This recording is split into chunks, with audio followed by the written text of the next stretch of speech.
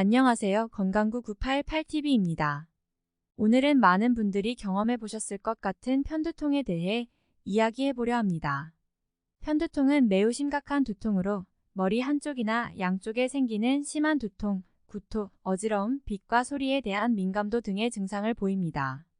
하지만 많은 분들이 이러한 증상을 가볍게 생각하고 방치하다가 심각한 질환들을 놓치는 경우가 있습니다.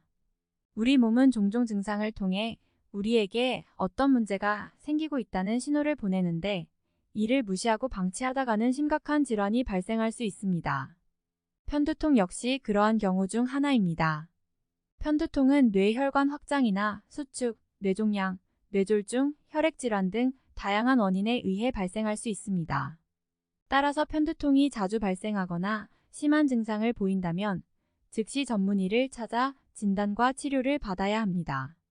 또한 편두통 예방을 위해 일상생활에서 식습관과 수면 등의 건강적인 습관을 유지하는 것이 중요합니다. 특히 스트레스와 과로를 피하고 적절한 운동을 함께 하면 편두통 예방과 개선에 효과적입니다. 편두통은 단순한 두통이 아니며 무시하고 방치하는 것은 심각한 질환이 생길 가능성이 큽니다. 따라서 편두통 증상이 자주 나타난다면 즉시 전문의를 찾아 치료를 받는 것이 중요합니다.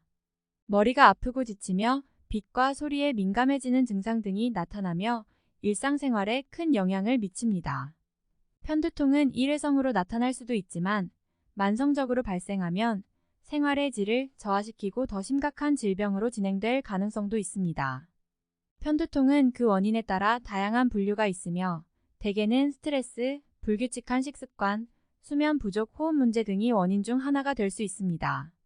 편두통을 방치하게 되면 증상이 더욱 심해져 일상생활에 영향을 미치는 것은 물론 약물 남용으로 인한 부작용 등의 문제도 발생할 수 있습니다. 따라서 편두통이 발생하면 적절한 치료를 받는 것이 중요합니다.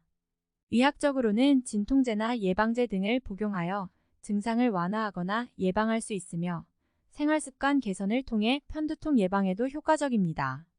예를 들어 규칙적인 식습관과 충분한 수면, 스트레스 관리, 정기적인 운동 등이 편두통 예방에 도움이 됩니다. 하지만 편두통 증상이 지속되거나 심화될 경우 반드시 의료기관에서 전문적인 진료를 받아야 합니다.